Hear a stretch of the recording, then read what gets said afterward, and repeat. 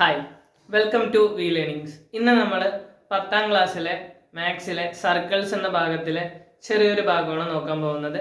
സർക്കിൾസിന്റെ കുറച്ച് അടിസ്ഥാന കാര്യങ്ങളാണ് നമ്മൾ നോക്കാൻ പോകുന്നത്. ഓക്കെ,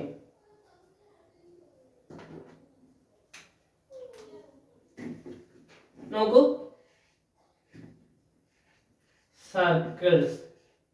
സർക്കിൾസിന് എന്തൊക്കെയുണ്ട് എന്ന് ആദ്യം ജസ്റ്റ് ഒന്ന് അറിയാം. ഓക്കെ, നോക്ക്, ഇതാണ് ഒരു സർക്കിള്. ഓക്കെ, ഈ സർക്കിളിന്റെ നടുവിലുള്ള സാധനത്തിനെ നമ്മൾ വിളിക്കുന്നതാണ് സെന്റർ പോയിന്റ്, അല്ലെങ്കിൽ എന്തെന്ന് വിളിക്കും? നോക്ക്, ഇതെന്താണ്? സെന്റർ പോയിന്റ് അല്ലെങ്കിൽ കേന്ദ്രം എന്ന് വിളിക്കും. ഓക്കെ, കേന്ദ്രം എന്ന് വിളിക്കും. ഓക്കെ, പിന്നെ ഇത് ഈ മറ്റേ എന്താണ് സർക്കിളിന്റെ എന്താ പറയാ ചുറ്റുമുള്ള സാധനം. ഓക്കെ, സർക്കിളിന്റെ മെയിൻ സാധനത്തിനെ നമ്മൾ വിളിക്കുന്ന പേരാണ് എന്ത്? സർക്കിളിന്റെ ചുറ്റളവിനെ എന്നും പറയാട്ടാ. സർക്കിളിന്റെ ചുറ്റളവിനെ നമ്മൾ വിളിക്കുന്ന പേരാണ് സർക്കംഫെറൻസ്. എന്തെന്ന് വിളിക്കും? സർക്കംഫെറൻസ് എന്ന് വിളിക്കും.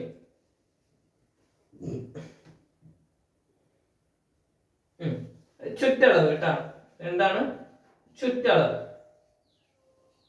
അതുപോലെ ഇതിന്റെ നടുവിൽ കൂടെ ഒരു വര വരച്ചാൽ അത് ഡയാമീറ്റർ ആവും. അതെന്താവും? ഡയാമീറ്റർ ആവും. അതിനെ നമുക്ക് വ്യാസം എന്ന് പറയാം. എന്തെന്ന് പറയാം? വ്യാസം എന്ന് മലയാളത്തിൽ പറയാം. ഇനി നടുവിൽ നിന്ന് സർക്കിളിന്റെ ഏതൊരു ഭാഗത്തേക്ക് ഒരു വര വരച്ചാലും ഓക്കെ, അതിനെ നമ്മൾ എന്തെന്ന് വിളിക്കും? അതിനെ നമ്മൾ വിളിക്കുന്ന പേരാണ് റേഡിയസ്. Okay, radius. നോക്ക്, ഈ ഡയാമീറ്റർ ഡി എന്ന് പറയുന്നത് എന്താണ്? റേഡിയസിന്റെ മലയാളം ആരമാണ്. ഓക്കെ, നോക്ക്, ഈ പറയുന്ന ഡയാമീറ്ററിന്റെ ഇക്വേഷൻ എങ്ങനെ വരുന്ന അറിയോ? Diameter equal to 2 × 6. Okay, 2 × radius എന്ന് വരും. അതുപോലെ 6 എന്ന് പറയുന്നത് എന്താണ്? ഡയാമീറ്റർ ബൈ 2 ആണ്. ഓക്കെ, ഇങ്ങനെ നമുക്ക് എഴുതാം. ഇനി വേറൊരു സാധനമാണ് കോഡ്. ഓക്കെ, വേറൊരു സാധനമാണ് എന്ത്? കോഡ്. കോഡ് എന്ന് പറഞ്ഞാൽ ഒന്നുമില്ല, നമ്മളൊരു സർക്കിളിന്റെ ഏതൊരു ഭാഗത്തു നിന്ന് വേറൊരു ഭാഗത്തേക്ക് ഒരു വര വരച്ചാലും അതെന്താണ്? കോഡാണ്. ഓക്കെ, ഇങ്ങനെ ഒരു വര വരച്ചു, ഇങ്ങനെ ഒരു വര വരച്ചു, അതുപോലെ ഇങ്ങനെ ഒരു വര വരച്ചു, ഇതൊക്കെ എന്താണ്? കോഡാണ്. നമുക്ക് ഏറ്റവും വലിയ കോഡാണ് എന്ത്? ഡയാമീറ്റർ. ഓക്കെ, എല്ലാ ഡയാമീറ്ററുകളും എന്താണ്? കോഡാണ്. പക്ഷെ എല്ലാ കോഡും ഡയാമീറ്റർ ആവണമെന്നില്ല. ഓക്കെ, അതിനെ മലയാളത്തിൽ ജോ എന്ന് വിളിക്കും. ഓക്കെ, ഇനി അടുത്തതാണ് ആർക്ക്.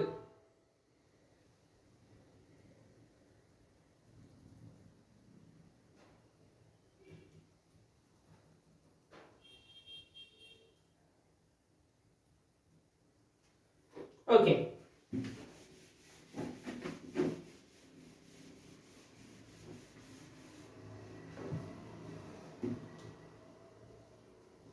അടുത്തതാണ് എന്ത്? ആർക്ക്. ഓക്കെ, എന്താണ് ആർക്ക് എന്ന് പറഞ്ഞാൽ നമുക്ക് ആർക്കിനെ നമ്മൾ മലയാളത്തിൽ പറയുന്ന പേരാണ് ചാപം. എന്താ മലയാളത്തിൽ പറയാം? ചാപം.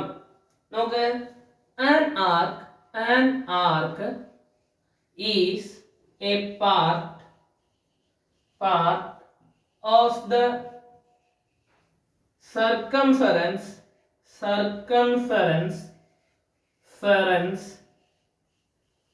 of the circle.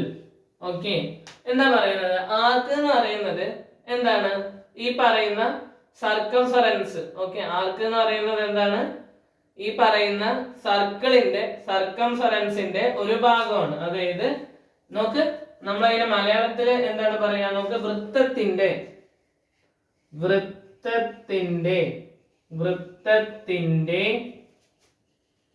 ചുറ്റളവിന്റെ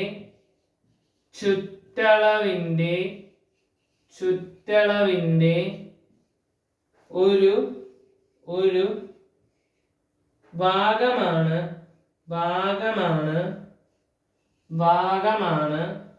ചാപം. ഓക്കെ, ആർക്ക് എന്ന് പറയുന്നത് എന്താണ്? നമുക്ക് നമ്മുടെ സർക്കിൾ ഇതാണ് വെക്കുക. ഓക്കെ, ഈ സർക്കിളിന്റെ ചുറ്റളവ് കണ്ട ഈ ചുറ്റളവിന്റെ എന്താണ് ഒരു ഭാഗമാണ് ആര് ചാപം അല്ലെങ്കിൽ ആർക്ക് എന്ന് പറഞ്ഞാൽ. ഓക്കെ, രണ്ട് തരം ആർക്ക് ഉണ്ട്. നോക്ക് എത്ര തരം ആർക്ക് ഉണ്ട്? രണ്ട് തരം ആർക്ക് ഉണ്ട്. ഏതൊക്കെയാണ്? ഒന്ന് മൈനർ ആർക്ക്. എന്താണ്? മൈനർ ആർക്ക്. Okay, രണ്ടാമത്തെയാണ് major arc. രണ്ടാമത്തെ ആർക്ക് എന്താണ്? Major arc. ഓക്കെ, രണ്ടാമത്തെ ആർക്കാണ് ആര്? Major arc. ഓക്കെ, അതായത് ചെറിയ ചെറിയ ചാപവും വലിയ ചാപവും. എന്താണ്? ചെറിയ ചാപം, ചാപം, വലിയ വലിയ ചാപം. ഓക്കെ, എന്താണ്? രണ്ട് തരത്തിലുള്ള ചാപമുണ്ട്, അല്ലെങ്കിൽ രണ്ട് തരത്തിലുള്ള ആരുണ്ട്? ആർക്ക് ഉണ്ട്. ഏതൊക്കെയാണവ? നമുക്ക് ഒന്ന് മൈനർ ആർക്കും രണ്ടാമത്തെ മേജർ ആർക്കുമാണ്. ചെറിയ ചാപവും പിന്നെ എന്തുണ്ട്? വലിയ ചാപവും ഉണ്ട്. ഓക്കെ,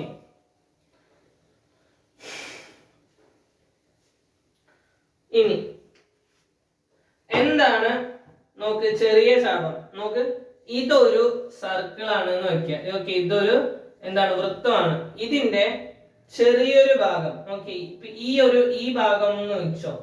ഈ ഒരു ഭാഗം. ഓക്കെ, ഈ ഒരു ഭാഗത്തെയാണ് നമ്മൾ എന്തെന്ന് വിളിക്കുക? ചെറിയ ചാപം എന്ന് വിളിക്കുക, അല്ലെങ്കിൽ സ്മോൾ ആർക്ക്, മൈനർ ആർക്ക് എന്ന് വിളിക്കുക. ഓക്കെ, ഇനി നമ്മുടെ സർക്കിളിൽ വേറൊരു സർക്കിൾ, ഇതേ സർക്കിളിന്റെ ബാക്കി ഭാഗമില്ലേ? ഇതേ സർക്കിളിന്റെ ബാക്കി ഭാഗം, അതായത് ഇങ്ങനെ വരില്ലേ? ഇതാണ് എന്ത്? Major arc. ഇതാണ് ആര്? മേജർ ആർക്ക് അല്ലെങ്കിൽ വലിയ ചാപം. വലിയ ചാപം. ഇത് ചെറിയ ചാപം അല്ലെങ്കിൽ മൈനർ. ചെറിയ ചാപം അല്ലെങ്കിൽ എന്ത് വിളിക്കും? മൈനർ എന്ന് വിളിക്കും. ഓക്കെ, ഇതാണ് എന്ത്? ചാപം അല്ലെങ്കിൽ ആർക്ക്. ഓക്കെ, അത് മനസ്സിലാക്കുക. നോക്ക്, മൈനർ ആർക്ക് 180 ഡിഗ്രിയിൽ കുറവായിരിക്കും. ഓക്കെ, മൈനർ ആർക്ക് അല്ലെങ്കിൽ ചെറിയ എന്താണ്? ചെറിയ ചാപം എന്ന് പറയുന്നത് എന്താണ്? ലെസ്സർ ദാൻ 180 ഡിഗ്രി ആയിരിക്കും. അതിന്റെ ആംഗിൾ എന്തായിരിക്കും? 180 ഡിഗ്രിയിൽ താഴെ ആയിരിക്കും. എന്താണ്? 180 ഡിഗ്രിയിൽ താഴെ ആയിരിക്കും. ഇനി അതിന്റെ വലിയ ആർക്ക് എന്തായിരിക്കും?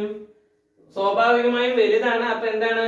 180 ഡിഗ്രിയെക്കാളും കൂടുതലായിരിക്കും. എന്താണ്? Greater than 180 degree. അതായത് വലിയ ചാപം അല്ലെങ്കിൽ മേജർ ആർക്ക് എന്ന് പറയുന്നത് 180 ഡിഗ്രിയിൽ കൂടുതലാണ്.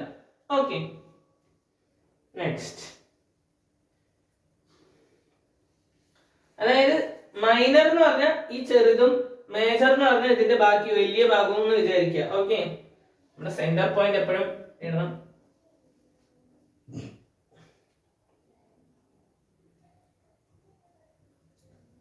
ഇനി നമ്മൾ അടുത്തത് ഇതുപോലെ തന്നെ റിലേറ്റ് ചെയ്യാൻ പോകുന്ന ഒരു സാധനമാണ് സെന്റർ ആംഗിൾ. ഓക്കെ, അപ്പൊ ഇത് ജസ്റ്റ് ഒന്ന് എഴുതി വെക്കുക. ഓക്കെ, പൗസ് ചെയ്തിട്ട് എഴുതി വെക്കുക. ഇനി നമ്മൾ നെക്സ്റ്റ് നോക്കാൻ പോകുന്ന കാര്യമാണ് സെൻട്രൽ ആംഗിൾ. കേട്ടാ, എന്ത് ആംഗിൾ ആണ്? Central angle.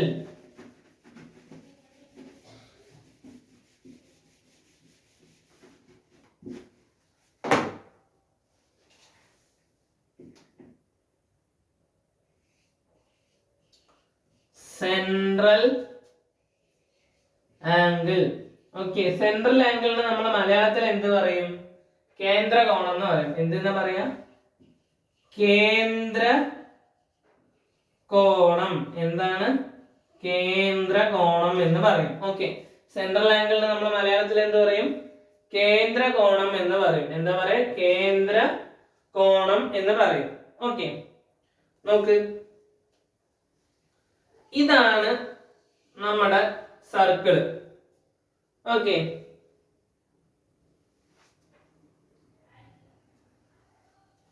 ഇത് നമ്മുടെ സെന്റർ പോയിന്റ്. ഓക്കെ, നോക്ക്, an angle whose vertex is at the center of the circle is called a central angle. Okay, angle നോക്ക്, ആ ആംഗിളിന്റെ വെർട്ടെക്സ് എവിടെയായിരിക്കണം? നമ്മുടെ സെന്ററിലാണെങ്കിൽ നോക്ക്, ആ ഒരു സെന്ററിലാണെങ്കിൽ എന്തെന്ന് വിളിക്കും? അതിനെ നമ്മൾ സെൻട്രൽ ആംഗിൾ അല്ലെങ്കിൽ കേന്ദ്ര കോണം എന്ന് വിളിക്കും. ഒരു സർക്കിളിന്റെ വെർട്ടെക്സ് എന്താണ്? ഒരു ആംഗിൾ. ഓക്കെ, ഒരു ആംഗിളിന്റെ വെർട്ടെക്സ് എന്ന് പറയുന്നത് എവിടെയാണ്? നമ്മുടെ ഈ പറയുന്ന സർക്കിളിന്റെ സെന്ററിലാണെങ്കിൽ ഓക്കെ ഒരു ആംഗിളിന്റെ ശീർഷകം അല്ലെങ്കിൽ ഒരു വെർട്ടെക്സ് എന്ന് പറയുന്നത് ഈ പറയുന്ന എന്താണ് നമ്മുടെ സർക്കിളിന്റെ സെന്ററിലാണെന്നുണ്ടെങ്കിൽ നമ്മൾ അതിനെ വിളിക്കുന്ന പേരാണ് എന്തെന്ന് വിളിക്കും? സെൻട്രൽ ആംഗിൾ അല്ലെങ്കിൽ കേന്ദ്രകോണം എന്ന് വിളിക്കും. ഓക്കെ, ഇപ്പൊ ഉദാഹരണത്തിന് നോക്ക്, ഇത് ഒരു ആംഗിൾ ആണ്. ഓക്കെ, ഇത് എന്താണ്? ഇത് ഒരു ആംഗിൾ ആണ്. ഓക്കെ, ഇതിനെ നമ്മൾ എന്തെന്ന് വിളിക്കും? ആംഗിൾ AOB എന്ന് വിളിക്കും. അതായത് നമുക്ക് നമ്മുടെ ആംഗിൾ പോകുന്ന സമയത്ത് അത് സെന്ററിൽ കൂടെയാണ് പോണത്, അല്ലെങ്കിൽ സെന്ററിനെ ടച്ച് ചെയ്തിട്ടാണ് ആ ആംഗിൾ ഉണ്ടാവുന്നതെങ്കിൽ നമുക്ക് അതാണ് ഈ പറയുന്ന കേന്ദ്രകോണം. ഓക്കെ, അത് ജോയിൻ ആവണത് നമുക്ക് കുറച്ചും കൂടി സിമ്പിൾ ആയിട്ട് പറയുകയാണെങ്കിൽ സർക്കിളിന്റെ രണ്ട് പോയിന്റിൽ നിന്ന് കേന്ദ്രത്തിലേക്ക് ജോയിൻ ചെയ്യുന്ന ആംഗിൾ, ഓക്കെ, സെന്ററിലേക്ക് ജോയിൻ ചെയ്യുന്ന ആ ഒരു ആംഗിളിനെയാണ് നമുക്ക് എന്തെന്ന് വിളിക്കാൻ പറ്റുന്നത്? കേന്ദ്രകോണം എന്ന് വിളിക്കാൻ പറ്റുന്നത്. ഓക്കെ, ഇവിടെ O ആണ് കേന്ദ്രം അല്ലെങ്കിൽ സെന്റർ എന്ന് പറയാം. ഓക്കെ, സെന്റർ അല്ലെങ്കിൽ കേന്ദ്രം എന്ന് പറയുന്നത് എന്താണ്? O ആണ്. ഓക്കെ, അതുപോലെ വേറൊരു കാര്യമാണ് വെർട്ടെക്സ്. നമുക്ക് വെർട്ടെക്സ് ഈ ഒരു സാധനം സെന്ററിലാണെങ്കിൽ, ഓക്കെ, ഈ ഒരു സാധനം സെന്ററിലാണെങ്കിൽ അതിന് നമുക്ക് എന്തെന്ന് വിളിക്കാം? സെൻട്രൽ ആംഗിൾ എന്ന് വിളിക്കാം. ഓക്കെ, ഈ പറയുന്ന സാധനം ഇതാണ് ശീർഷകം. ഓക്കെ, ഈ ശീർഷകം എവിടെയായിരിക്കണം? കേന്ദ്രത്തിലായിരിക്കണം. കേന്ദ്രത്തിലാണെങ്കിൽ നമുക്ക് എന്തെന്ന് വിളിക്കാം? കേന്ദ്രകോണം എന്ന് വിളിക്കാം. ഓക്കെ, അപ്പൊ അതിന്റെ ഡെഫിനിഷൻ എഴുതി തരാം, അതൊന്ന് എഴുതി വെക്കുക കേട്ടോ. നമുക്ക് ഇംഗ്ലീഷിലാണെങ്കിൽ എന്താ പറയുക? an angle whose vertex is at the center of the circle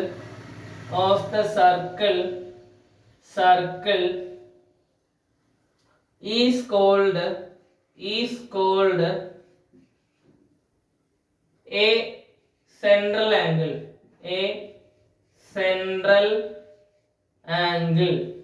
മലയാളത്തിൽ എന്ത് പറയും? നമുക്ക് വൃത്തത്തിന്റെ കേന്ദ്രം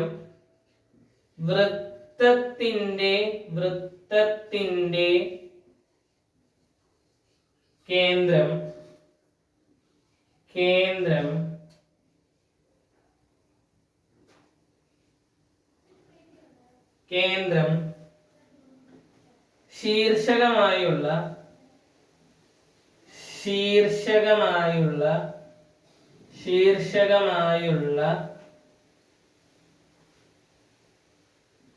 കോണാണ്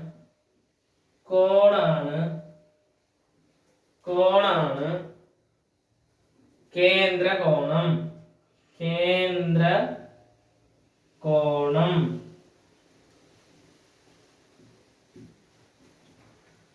എഴുതിയെടുക്കുക. ഓക്കെ,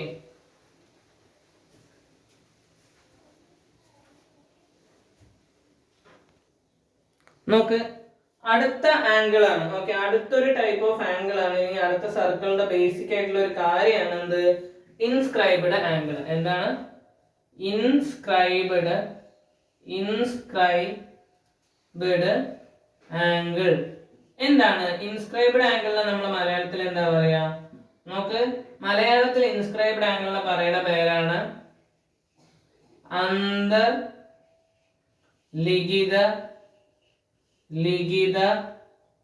കോൺ. എന്താണ്? അന്തർലിഖിത കോൺ. ഓക്കെ, എന്താണ് ഇത് അന്തർലിഖിത കോൺ എന്ന് പറഞ്ഞാൽ എന്താണ്? നോക്ക്, an angle. ഓക്കെ, എന്താണ്? an angle whose vertex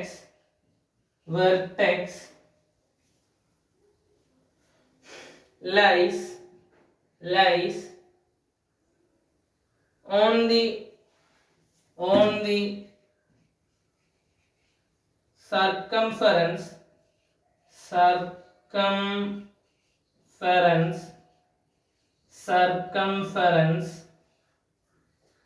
of the circle. Okay, എന്താണ്? ഇനി ഇതിന്റെ മലയാള വ്യാഖ്യാനം കൂടി നമുക്ക് നോക്കാം. ഓക്കെ, അതായത് വൃത്തത്തിന്റെ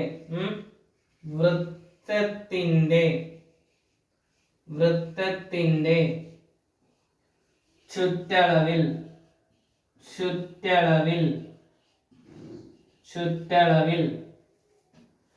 ശീർഷകമുള്ള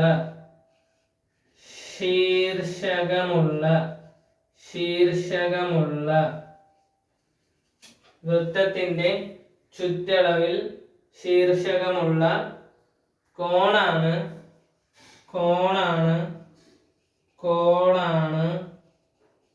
അന്തർലിഖിത കോൺ.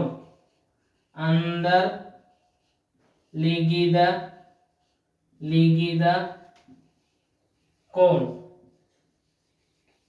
ഓക്കെ, അപ്പൊ നമുക്ക് ഈ ഒരു വ്യാഖ്യാനം കൊണ്ട് ജസ്റ്റ് ഒന്ന് എഴുതിയെടുക്കുക, പ്രോസാക്കിയിട്ട് എഴുതിയെടുത്തോളൂ. ഓക്കെ, ഇപ്പൊ ഈ ഒരു എന്താ പറയാ വ്യാഖ്യാനം കൊണ്ട് എന്താ പറയണ വെച്ചാല്, നോക്ക്, ഇതാണ് നമ്മുടെ സർക്കിൾ എന്ന് വിചാരിക്കുക. നോക്ക്, ഇതാണ് നമ്മുടെ സർക്കിൾ എന്ന് വിചാരിക്കുക. ഓക്കെ, ഈ സർക്കിളില് നമുക്ക് ഇവിടെ ഒരു ആംഗിൾ ഉണ്ട്. ഓക്കെ, ഇവിടെ ഒരു ആംഗിൾ ഉണ്ട് എന്ന് വിചാരിക്കുക. ഓക്കെ, ഇത് എവിടെയാണ് കിടക്കുന്നത്? നമ്മുടെ സർക്കിളിന്റെ സെന്ററിലാണ് കിടക്കുന്നത്. എവിടെ കിടക്കുന്നത്? സർക്കിളിന്റെ സെന്ററിലാണ് കിടക്കുന്നത്, അല്ലെ? അതുപോലെ തന്നെ ഈ ഒരു ആംഗിള് എന്താണ്? നമുക്ക് ഇവിടെ ഒരു പോയിന്റ് കിടക്കുന്നുണ്ട്, ഇവിടെ ഒരു പോയിന്റ് കിടക്കുന്നുണ്ട്. നമുക്ക് എന്താ പറയുന്നത്?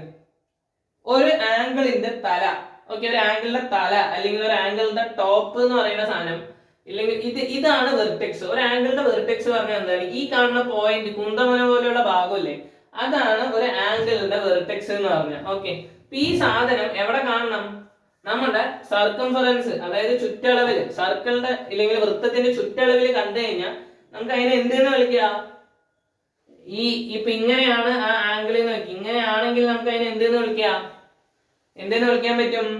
അന്തർലിഖിത കോണ് അല്ലെങ്കിൽ ഇൻസ്ക്രൈബ്ഡ് ആംഗിൾ എന്ന് വിളിക്കാം. ഓക്കെ, ഇതിപ്പോ ഇങ്ങനെ മാത്രമല്ല, നോക്കിക്കോ, വേണമെങ്കിൽ ഇങ്ങനെ വരാം. ഓക്കെ, ഇങ്ങനെ വരാം, ഇല്ലെങ്കിൽ ഇങ്ങനെ വരാം, ഇങ്ങനെയും വരാം. നമ്മൾ ഉദ്ദേശിക്കുന്നത് എന്താണ്? ഈ പറയുന്ന ശീർഷകം എവിടെ കിടക്കണം? അതായത് ആംഗിളിന്റെ തല എവിടെ കിടക്കണം? സർക്കംഫറൻസിൽ തട്ടണം. ഓക്കെ, അങ്ങനെ തട്ടിക്കഴിഞ്ഞാൽ ഈ ആംഗിൾ എന്തായി? ഇൻസ്ക്രൈബ്ഡ് ആംഗിൾ അല്ലെങ്കിൽ അന്തർലിഖിത ആംഗിൾ ആയി. ഓക്കെ, അതായത് ഇവിടെ നമ്മൾ ACB എന്ന് കൊടുക്കുകയാണെങ്കിൽ നമ്മുടെ അന്തർലിഖിത ആംഗിൾ ACB ആകും. എന്താവും? അന്തർലിഖിത ആംഗിൾ ACB ആകും. ഓക്കെ, ഇനി അത്രേ ഉള്ളൂ. അതാണ് സംഭവം. വെർട്ടെക്സ് അവിടെ ഉണ്ടെങ്കിൽ, ഇല്ലെങ്കിൽ ശീർഷകം അവിടെ ഉണ്ടെങ്കിൽ അത് എന്തായി? ഇൻസ്ക്രൈബ്ഡ് ആംഗിൾ ആയി. ഓക്കെ, ജസ്റ്റ് എഴുതി വയ്ക്കാം. ഇനി അടുത്തത് നമ്മള് സർക്കിളിന്റെ അല്ലെങ്കിൽ വൃത്തത്തിന്റെ സർക്കംഫറൻസ് അല്ലെങ്കിൽ ചുറ്റളവ് എങ്ങനെ കണ്ടുപിടിക്കാം? ഓക്കെ, നമുക്ക് സർക്കംഫറൻസ്. ഓക്കെ, സർക്കംഫറൻസിനെ, വൃത്തത്തിന്റെ സർക്കംഫറൻസിനെ നമ്മൾ മലയാളത്തിൽ വിളിക്കുന്ന പേരാണ് ചുറ്റളവ്. എന്താണ്? ചുറ്റളവ്. ഓക്കെ, ഓക്കെ, അപ്പൊ നോക്ക്, the circumference is the total distance around the circle. എന്താ പറയുന്നത്? വൃത്തത്തിന് ചുറ്റുമുള്ള ആകെ നീളമാണ് എന്ത്? ചുറ്റളവ്. നമ്മൾ നേരത്തെ ഡിസ്കസ് ചെയ്തിട്ടുണ്ടല്ലോ, അല്ലെ? അതായത് ഇതാണ് സർക്കിളെങ്കിൽ ഇതിന് ചുറ്റുമുള്ള, നമുക്ക് ഇതിന് ചുറ്റുമുള്ള ഈ വരയില്ലേ, ഈ വര, ഇതാണ്. ഇതിനെ, ആ ഒരു വരനെ നമ്മൾ, ഈ വരനെ എന്താ പറയാ, നമ്മള് അളക്കണതാണ് എന്ത്? ഈ പറയുന്ന സർക്കംഫറൻസ് അല്ലെങ്കിൽ ചുറ്റളവ് കൊണ്ട് ഉദ്ദേശിക്കുന്നത്. ഇനി നോക്ക്, ഒരു സർക്കിളിന്റെ ചുറ്റളവ് എങ്ങനെ കണ്ടുപിടിക്കാം? ഓക്കെ, അത് ജസ്റ്റ് ഡെഫിനിഷൻ ഒന്ന് എഴുതി വെക്കാം. എന്താണ്? നോക്കുന്നത്, the circumference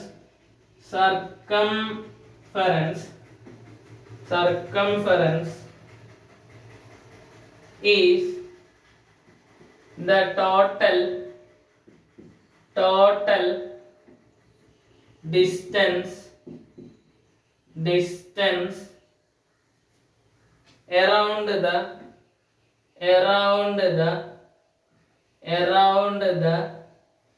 circle.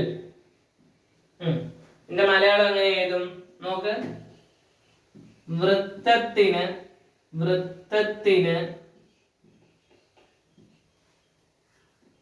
ചുറ്റുമുള്ള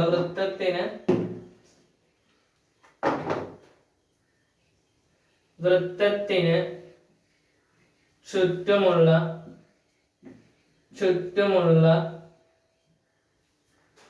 ആകെ നീളം. എന്താണ് ആകെ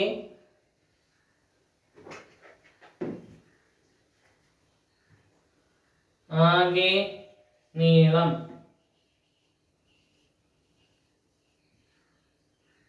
ഓക്കെ, ഇതാണ് എന്ത് ചുറ്റളവ് എന്ന് പറയുന്നത്. ഓക്കെ, ഇനി എങ്ങനെ ചുറ്റളവ് കണ്ടുപിടിക്കാം? അതിനുള്ള സമവാക്യം അല്ലെങ്കിൽ ഇക്വേഷൻ എന്താണ് നോക്ക്. സി ഈക്വൽ ടു ചുറ്റളവ് അല്ലെങ്കിൽ circumference equal to 2πr. Okay, എന്താണ് 2πr? നമുക്ക് ഇതിനെ വേണമെങ്കിൽ എന്തെന്ന് എഴുതാം? സി ഈക്വൽ ടു 2πd എന്നും എഴുതാം. അല്ല 2πd അല്ല πd എന്നും എഴുതാം. അതിനാണെന്താണ് ആറിനെ നമ്മൾ 2 കൊണ്ട് ഗുണിച്ചു കഴിഞ്ഞാൽ അത് ആരായി?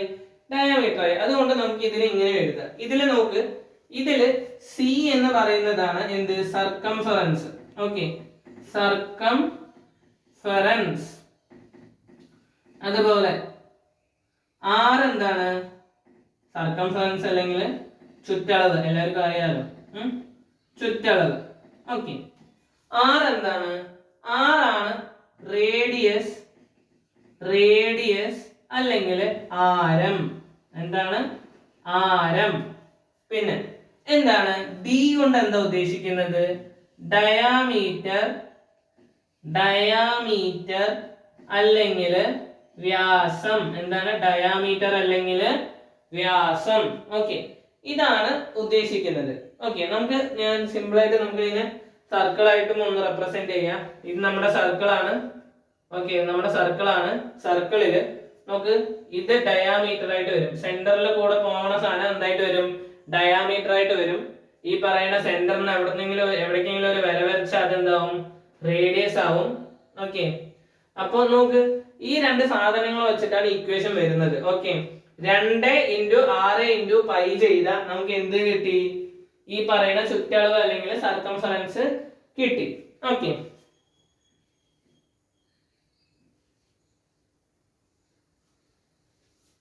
പിന്നെ നമുക്ക് ഇനി ഡയാമീറ്റർ കണ്ടുപിടിക്കണമെങ്കിൽ നമുക്ക് എന്തെന്ന് ഓക്കെ, ഡയാമീറ്റർ നമുക്ക് അറിയാം. ഡയാമീറ്റർ ഇക്വേഷൻ എന്താണ്? d ഈക്വൽ ടു 2r ആണ് അല്ലെ? ഓക്കെ, അപ്പോ എന്താണ് ജസ്റ്റ് ഒന്ന് എഴുതിയെടുക്കാം.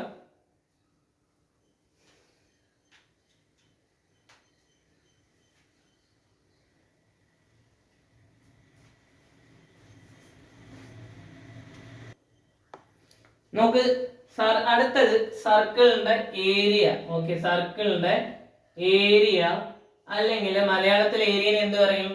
പരപ്പളവ് എന്ന് പറയും. ഏരിയയിൽ വേറെ കുറെ കാര്യങ്ങൾ പറയും, എന്നാലും പരപ്പളവ് എന്നാണ് മെയിൻ ആയിട്ട് പറയുന്നത്. ഓക്കെ, എന്താണ് പരപ്പളവ്? നിങ്ങൾ ശ്രദ്ധിക്കേണ്ട കാര്യം, പരപ്പളവ് ഇല്ലെങ്കിൽ അത് റിലേറ്റ് ചെയ്തിട്ട് എന്തെങ്കിലും ചോദിച്ചാലാണ് അത് ഏരിയ. ചുറ്റളവ് എന്ന് ചോദിച്ചാൽ, സ്പെസിഫിക്കലി ചുറ്റളവ് എന്ന് ചോദിച്ചാൽ മാത്രമേ അത് ചുറ്റുമുള്ള അളവിനെ സൂചിപ്പിക്കുള്ളൂ. പരപ്പളവ് എന്ന് പറഞ്ഞാൽ എന്താണ്? ഏരിയ. ഉള്ളിൽ എത്ര കണ്ടന്റ് ഉള്ള പോലെയുള്ള സംഭവം. Okay, area.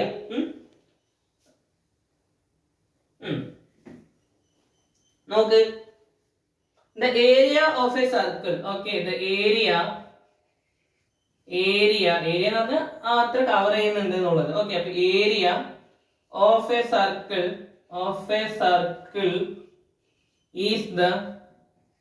is the space enclosed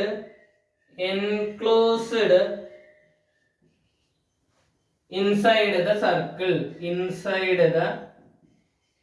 circle. ഇനി മലയാളത്തിൽ എന്ത് പറയും?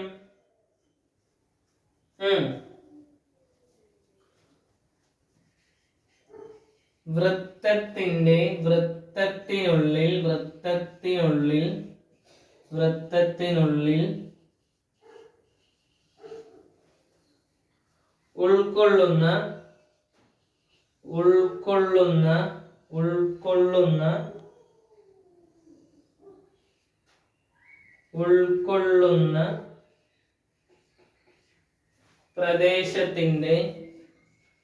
പ്രദേശത്തിന്റെ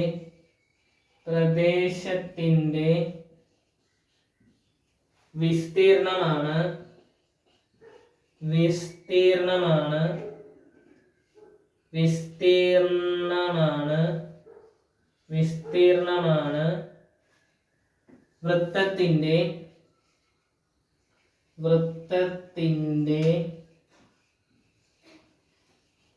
ചുറ്റളവ്.